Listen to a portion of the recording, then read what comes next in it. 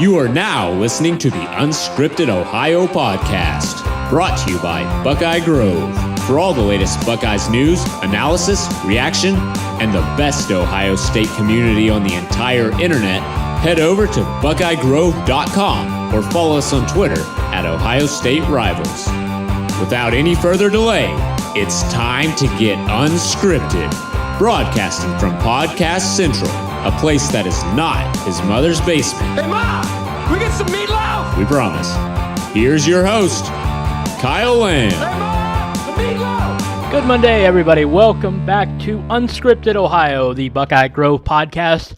I am your host, Kyle Lamb, and there is a lot to talk about. A lot has happened in the Ohio State and Ohio sports world since we last spoke last week on our debut edition of Unscripted Ohio. Thank you for tuning in and listening again this week. I'm going to get right into it. We've got a lot to talk about today, as I said. I do want to get into Ohio State football recruiting because there have been a lot of hashtag booms to happen for the Ohio State football program since last week when Mark Gibler was on, and we spoke about the Dwan Mathis commitment. We spoke about some of the visits over the weekend of Friday Night Lights, and we spoke about some of the other guys that were in the running for Ohio State. But there has been a lot happen. We've had 4 separate football commitments since last week. I will get into that shortly. I also will get into some basketball recruiting. We haven't had as much activity, of course. Basketball is a little bit more of a marathon than a sprint just because you've got 3 to 5 man classes typically, so you're not going to see as much action. There's not as much to talk about on a weekly basis.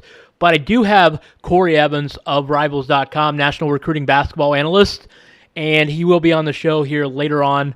We're going to get into several things with him. We're going to talk about point guards. Ohio State came up empty in the 2018 class for true point guard prospects. They struck out on all their main targets. They do have C.J. Walker, the transfer from Florida State, committed.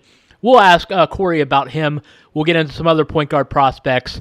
And Corey also has some interesting information on who Ohio State is doing sneaky good with. I will tell you who that is later on when Corey is on the podcast. So very much looking forward to speaking to him.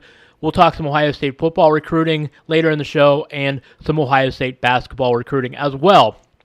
But unless you have been living in a cave, you probably know the big news for Ohio sports fans. And, of course, this is Unscripted Ohio, so while this BuckeyeGrove.com is obviously primarily an Ohio State site, we do want to talk about some Ohio pro sports on this show, and we will from time to time, because I know a lot of you are Cavs fans, you're Reds fans, Indians fans, Browns fans, Bengals fans. We'll talk some Crew and Blue Jackets occasionally as well. We'd like to get into all of Ohio sports, but when you have a news story as big as LeBron James signing a 4-year, $150 million deal with the Lakers, it is obviously something to talk about. And so let's just go ahead, let's get it out of our systems, and we'll do a post-mortem on this because, look, if you're like me, you are ecstatic that LeBron James returned to Cleveland. He gave it his all for 4 years for the Cavs. He brought Cleveland its first title. That in itself, I think, is enough to make you happy and make you appreciate that you got to see LeBron for 4 more years. And, in the playoffs this year, I was really trying to just enjoy the games because I didn't think the Cavs were going to necessarily win a title. I actually thought that they would wind up getting back to the NBA Finals because I had that much faith in LeBron, and I thought the supporting cast, while not great, I thought it was good enough to show up and get LeBron just enough effort, just enough production it needed to get to the finals. So I thought they would get to the finals, and I thought that they would give Golden State at least a competitive series. Now, from a wins and losses standpoint, it was a sweep, so a lot of people will say it wasn't competitive. But within those games, especially the first 3, I mean, a couple plays here, a couple plays there, Cleveland very easily could have been up 2-1 in that series. Even in Game 2 in Golden State, Cleveland was within striking distance. Most of that third quarter, they kept it within 5 to 8 points. So going into the fourth quarter, it was still a game. I thought Cleveland very much had a chance to be in that series. That first game was a heartbreaker. Once they lost that and that got away from them, it went to overtime, and they lost in overtime. That was really a heartbreaker. just because I don't necessarily think from a mental standpoint that was a heartbreaker. I think they moved on from that, and they still were competitive in large portions of Game 2, and of course, especially Game 3. But where it was a heartbreaker is there's just such a fine line, such a small margin for error when you're playing against a team as good as Golden State. So for them to lose Game 1 on the road that they had such a great chance of winning, that really was a crushing blow to their chances to win that series. But look, I was just, in my mind, I was assuming that he was probably going to leave, and I wanted to take it all in and just appreciate watching him he is a great basketball player. Whether you love him or hate him, he is a tremendous basketball player. He's amazing to watch, and seeing him play has been a treat. And to do it and see him for such a large portion of his career, for 11 seasons, to watch him for the Cavs, I can't ask for much more. Now, going into the offseason, I thought there was a good chance he was going to be gone. Hence the reason I was trying to soak it up in the playoffs. But I will also say this. I didn't think he was going to leave Cleveland unless he got some of his buddies to join him wherever he went. I never thought Philadelphia was a realistic option.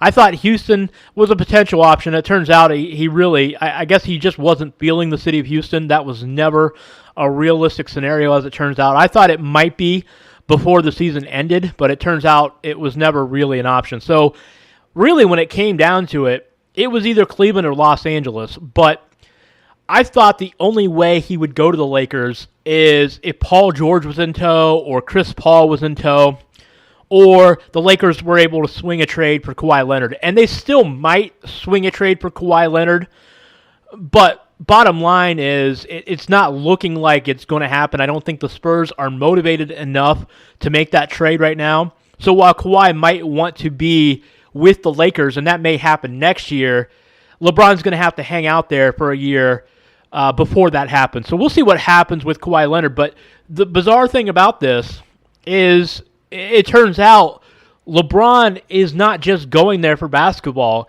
He and his family just want to be in Los Angeles. He just wants to be on the Lakers. That surprises me because I wouldn't have expected that would be the case before this process began. But as it turns out, that is exactly what happened. And the strange thing is, it happened despite the fact that Paul George wound up re-signing with Oklahoma City, Chris Paul wound up re-signing with Houston, and of course Kawhi Leonard, at least as of right now, does not look like he's going to be a member of the Los Angeles Lakers this season. Now, he's going to be a free agent next year. He probably will wind up signing there. So all is not lost. But this year, you can't look at that roster. And don't get me wrong. Let me preface this by saying the Lakers are going to make changes to that roster. Lonzo Ball is probably going to be out of there. They're probably going to trade Brandon Ingram. I think they'll try to hold on to Kyle Kuzma, but it's not out of the question they could trade him as well. Those young players are probably going to be traded for established veterans. DeMarcus Cousins, good chance they might try to sign him. They just signed Kentavious Caldwell-Pope, which I think is a good signing. He's a good defensive player, versatile player. Not a great offensive guy, but he's definitely a versatile swingman that'll contribute there. Bottom line, though, is this is a team that is going to be very young, and on paper, as of right now, I can't look at this team and say, well, those Lakers are any better than what LeBron had around him in Cleveland, because I just don't. I mean, he had Kevin Love, he had George Hill, he had some okay players around him. Kevin Love is a perennial all-star, has been a several-time all-star, so I think Love doesn't get enough credit. But I look at the rest of this Lakers roster, at least as it stands, and try to project the fact that they're going to make some trades. I don't think this roster right now is enough to get him a title. They're going to have to deal with Houston and, of course, Golden State out there in the West, and I don't think the Lakers are in a position to win a title as currently constructed. Now, you add Kawhi Leonard to that equation, you add, maybe DeMarcus Cousins to that equation, and I think that's a different story. But I just don't think that LeBron jumped ship to win a clear title. That's the weird part about this. I thought if he was going to leave Cleveland, it's going to be because of titles. It's going to be because of legacy. But I'm looking at the situation now, And I don't think that's the case. And what's more is, I had this discussion on BuckeyeGrove.com, on the Horseshoe Lounge. We were talking about this in the Cavs thread. I don't think this was ever really a decision for him in the past few days. It sounds to me, from the people I talked to, that apparently he made up his mind. Los Angeles is where he wanted to go a few days ago. And now it turns out that, George and Chris Paul, Paul George and Chris Paul, signing elsewhere did not change his mind, did not delay his decision. He still wound up going full steam ahead with the Lakers.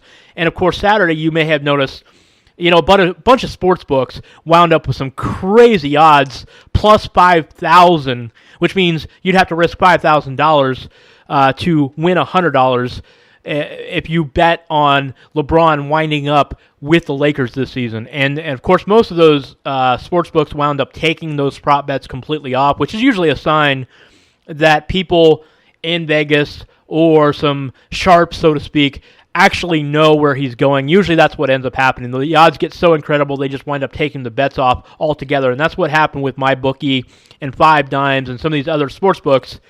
It got up to about plus 5,000, and then eventually these bets just got taken offline and you couldn't bet on them anymore. But this is a lesson. Never doubt Vegas, and I know sports books are offshore and they're not technically the same as the casinos in Vegas.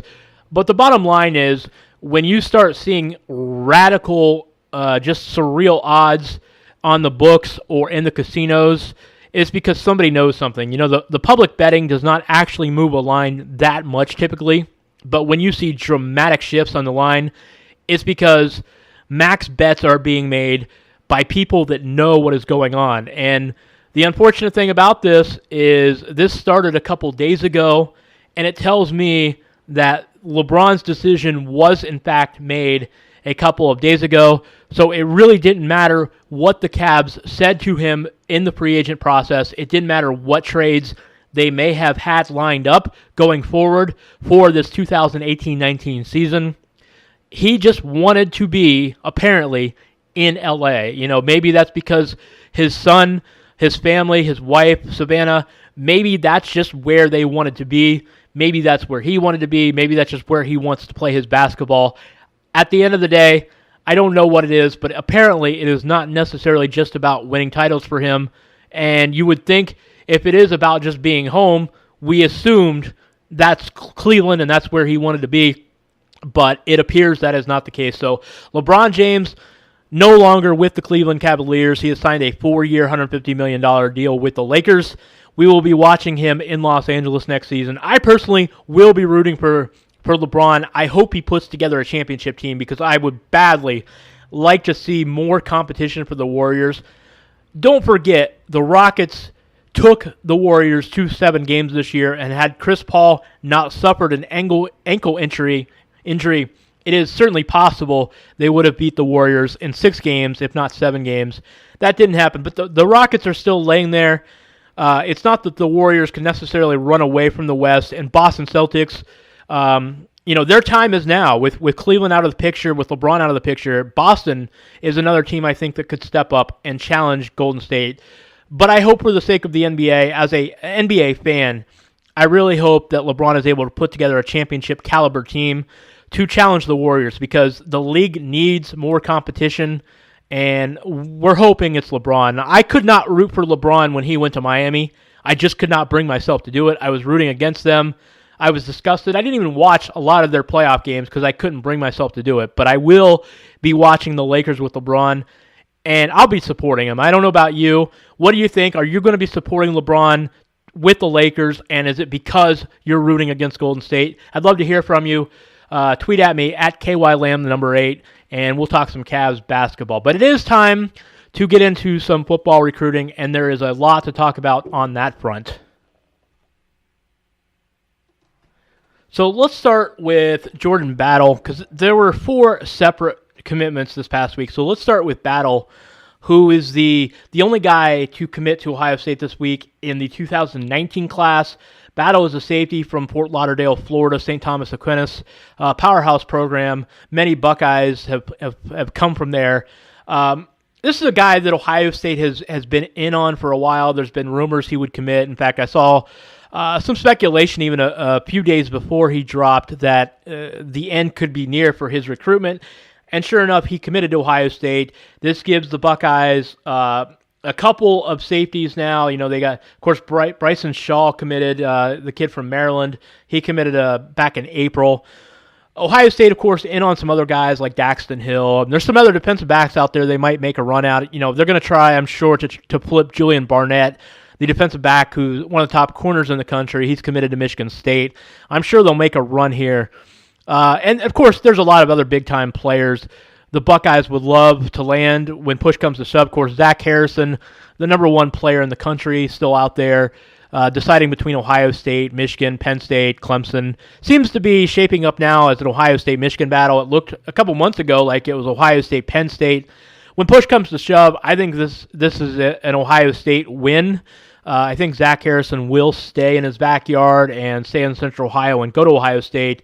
Of course, you got Darnell Wright, the top tackle in the country. Ohio State's in on. There are a lot of guys the Buckeyes are looking to get in this 2019 class.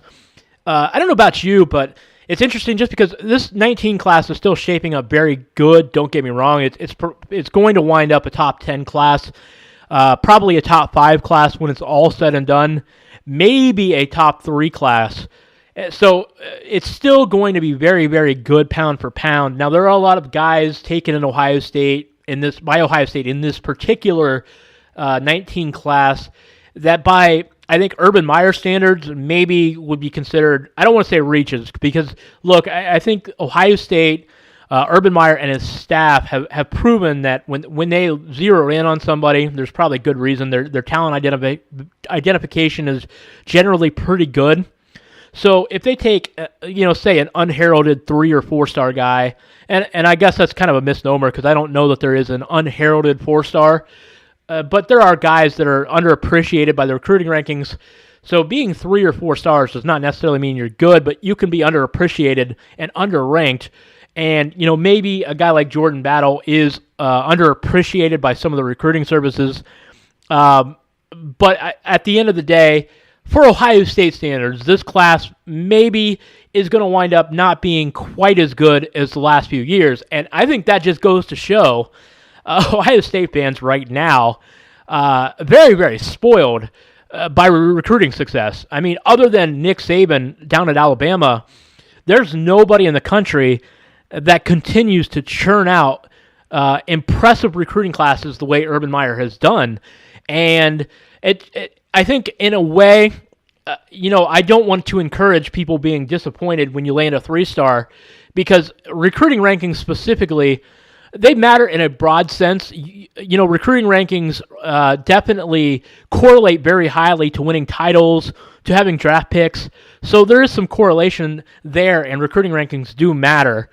But at the same time, on a very micro level, if you get a 3-star that maybe was unheralded by the recruiting rankings, it might just be a case of lack of exposure. Maybe they played for a program that is not a higher division team in their state association. Maybe there wasn't a lot of film. Maybe a lot of teams didn't see the player in camps and make a good live assessment. There are a number of reasons why somebody might only be ranked 500 in the country or have 3 stars by their name. But it's still fun to be able to be so spoiled by recruiting success that you're almost disappointed when you don't land a 4 or 5-star. And that's where we're at with Ohio State. But that segues into my next topic, because look at this 2020 class. If it weren't already good enough that the Buckeyes were in great shape to start the class, they had a commitment from Jake Ray, of course, Max's younger brother, 6'5", 290, from Marietta, Georgia, 4-star, one of the top offensive linemen in the country, already committed to the Buckeyes. But in this past week, Ohio State just absolutely cleaned up. LeJon Cavazos from Bradenton, Florida, committed. He's one of the top 5 defensive backs in the country. Then you had Paris Johnson from down the road in Cincinnati. He's the number 2 tackle in the country in 2020. And then, of course, the long-awaited commitment this past past few days from Jack Miller of Scottsdale, Arizona, who is the number 4 pro-style quarterback in the country on Rivals. So all of a sudden, the Buckeyes now have 4 4-star commitments for this 2020 class. 3 of the 4 are basically top 5 guys at their position. And suddenly, these are guys, Jack Miller, Paris Johnson, Cavazos, and Ray, are all guys that you expect to be leaders within this recruiting class. So I'm looking at this class, and I'm sitting here kind of jokingly saying the 2019 class maybe is looking a little weak on a per-star basis by Ohio State standards. But if that's the case, then this 2020 class is well on its way to be arguably one of Urban Meyer's best classes yet, if not his best. And that's where we're sitting, I think. If this class continues the momentum it's got, looking at some of the guys on the horizon, you very much could expect this on a per-star basis to be arguably Ohio State's best class under Urban Meyer, and maybe ever in internet recruiting history. You go back to some of Tressel's recruiting classes, basically at the advent of recruiting rankings in the late 90s and early 2000s. On a per-star basis, I don't think Tressel had any classes that were better than some of Urban's best classes. Not that Tressel didn't have some great classes, but I don't think any were better than Urban's top 2 or 3. But I think this 2020 class is definitely going to be in the running for one of Ohio State's best classes yet. So really exciting stuff going on. We'll get into some more of these guys. We'll talk with Mark here in the coming weeks. We'll talk about the prospects that have committed and some other guys that may drop here later this summer or early this fall. So great stuff going on with Buckeye recruiting. But now it's time to turn our attention to some Ohio State basketball recruiting, because there's some stuff to talk about there with Corey Evans. Stretch runtime here at Unscripted Ohio. Kick up your feet as we cross the finish line with the Buckeye Beat, the latest in Ohio State news and notes. Kick the tires and light the fires, Big Daddy.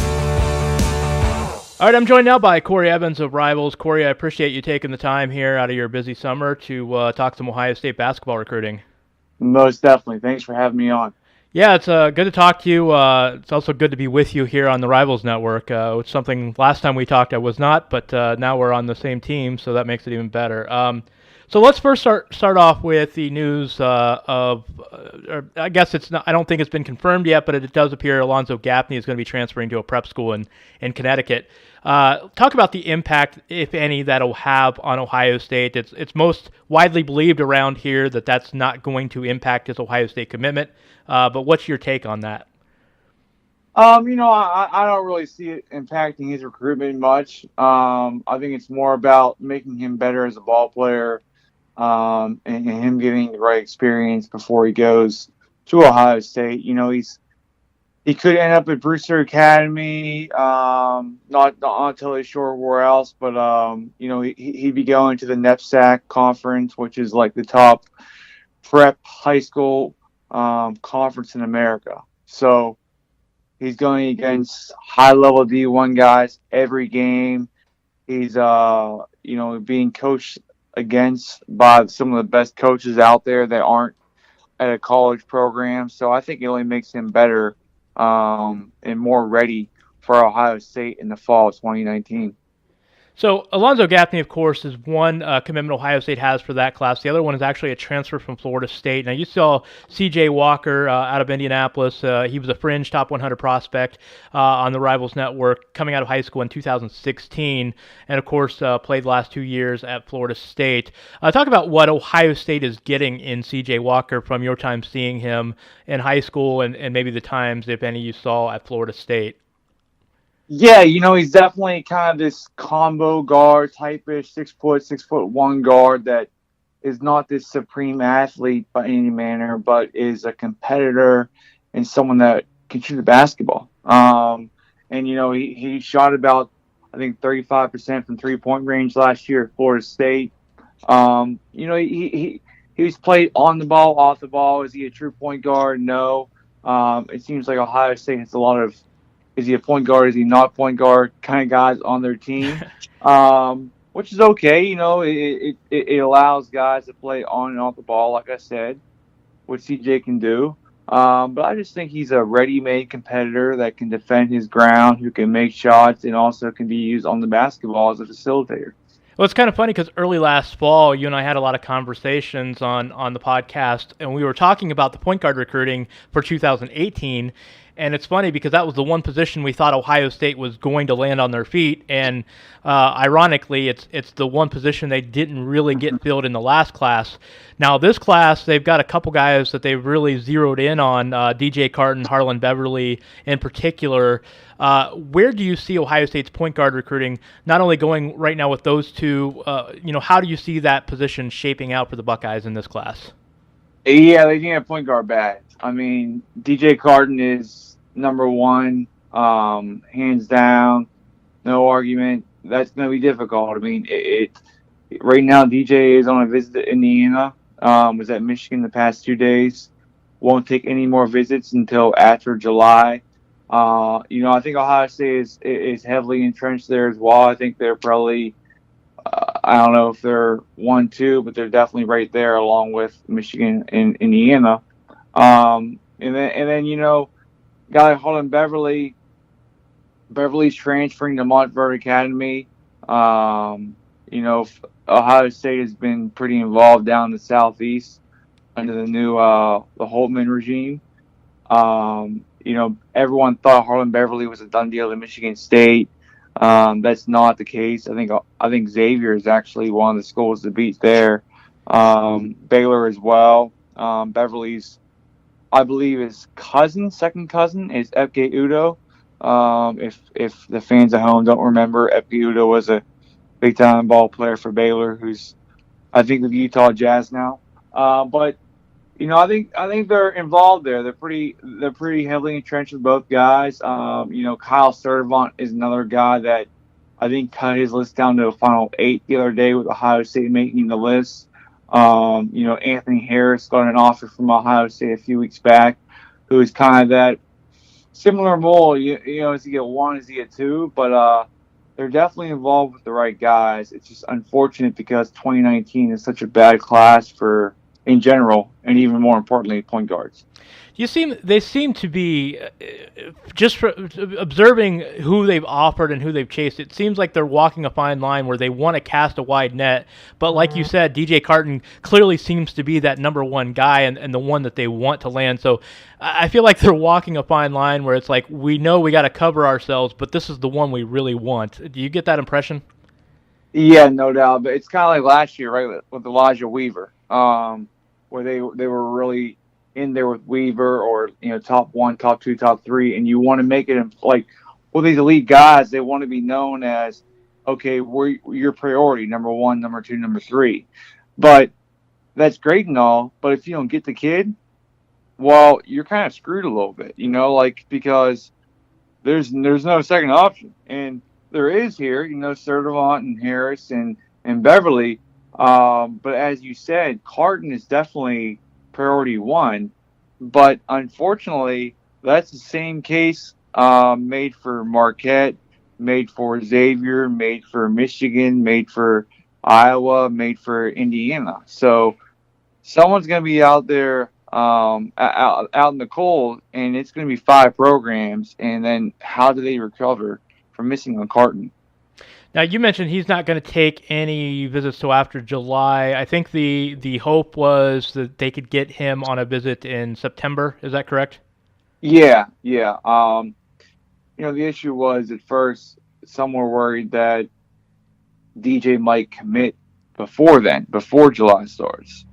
But DJ said, whoa, that's not the case at all. So unless something crazy happens this week in Indiana, or he goes back home and says, Michigan's where I want to be, I think September, maybe the first, second weekend of September could be the time. And I will point out, too, that DJ Carton was at Ohio State on an unofficial already, so it's not so if he doesn't make it back for an official visit, it's not necessarily the end of the world for Ohio State. I want to ask you about E.J. Liddell. He's a guy, small forward out of Belleville, Illinois, number 43 player on the Rivals rankings. A guy that Ohio State is presumed, if not the leader for, they're definitely right up near the top. What's the latest on him? Yeah, Liddell's all over the place, man. He's a well-wanted man. You know, he's a 6'6", 6'7" combo forward type that kind of fits that small ball four-man role, which, you know, he's based out of, Belleville, Illinois, so he has all the Big Ten schools on him. You have the Missouri-Illinois rivalry there. Kansas State's in there as well. He's kind of taking things slowly right now. But like you said, I think Ohio State is a top contender there for him. I think Kansas State is another school to watch, along with Illinois and Missouri. And this past week, Ohio State got a big unofficial visit. Samuel Williamson was in from Rockwell, Texas. They had him on campus. That was kind of a big development, and he's another Rivals Top 50 player. It seems a lot of Big 12 schools right now have been assumed as favorites for him. Is he going to be able to be plucked out of that region, do you think? It's going to be difficult. I'll say that. The fact that he visited Ohio State on his own dime, and also even Louisville, which he did the next day, that definitely is reassuring for programs outside that locale. That okay, this kid is serious about going elsewhere. I would still say Kansas is probably a heavy contender there. You know, I think his sister and mother both attended Kansas as undergrads. So it's going to be difficult. But the fact that he would, as I said, spend his own money or his own parents' money and go to Ohio State on a visit before July starts, and then he wants to narrow down his list of schools after Nike Peach Jam. So July 18th or so, I'd expect a more cut list that definitely works in the favor of Ohio State.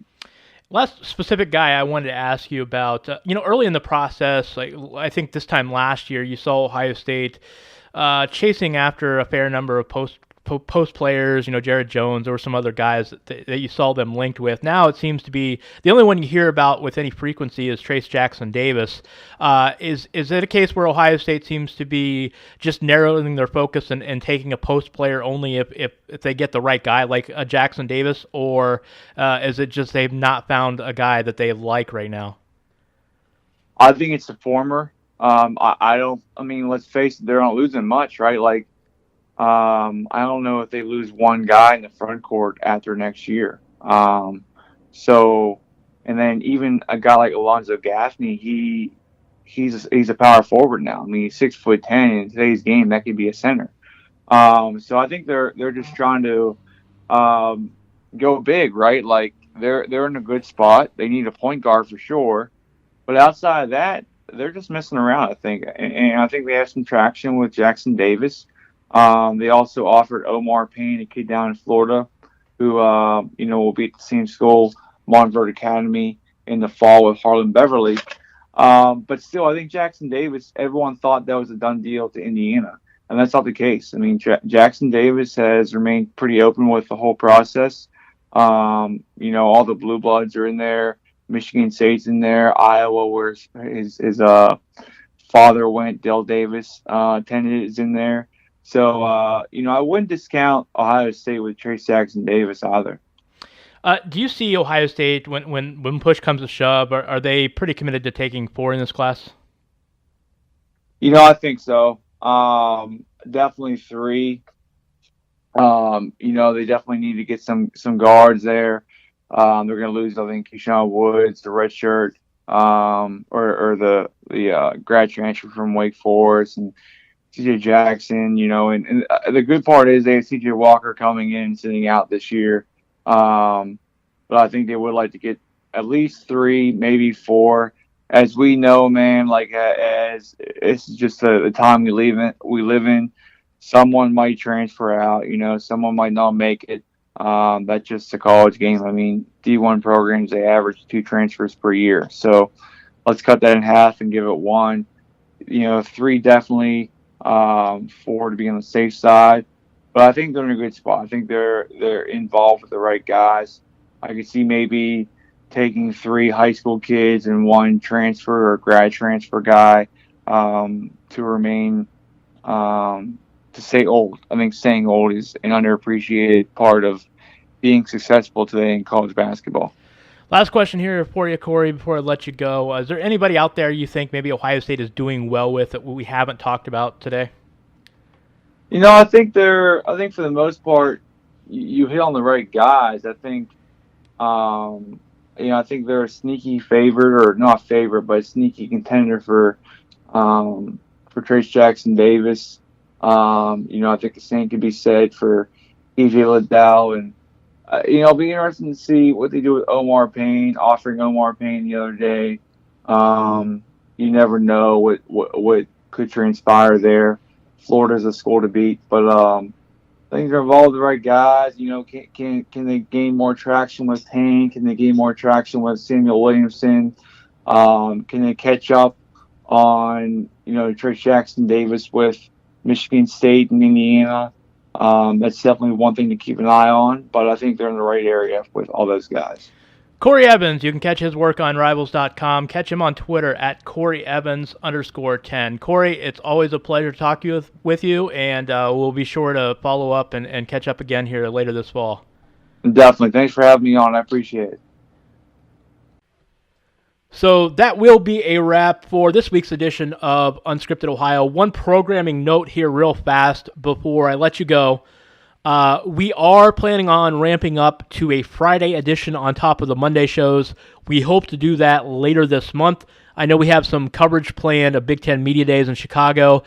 Kevin Noon and Mark Gibler and myself will be in Chicago covering that. I hope to grab some audio, and probably by the 3rd or 4th week of July, we'll ramp up to adding a Friday edition of the podcast on top of these Monday editions that we've churned out so far. So we will have two episodes a week by the time the season rolls around. By the time football is here in August, we'll do Monday and Friday editions on top of the 2 Monday shows that we have done so far. Catch me on Twitter at KYLam, 8. Catch the show on BuckeyeGrove.com as well as the archives. We're on SoundCloud, iTunes, Google Play, and Stitcher. Thank you for giving me a listen, everybody. We'll be back at you again next week to talk some more Buckeyes and Ohio sports. Thanks for listening to Unscripted Ohio. You can get new episodes of Unscripted Ohio on Mondays and Fridays exclusively at BuckeyeGrove.com or anytime on SoundCloud, iTunes, Google Play, or Stitcher. Be sure to subscribe to stay up to date on all things Ohio State.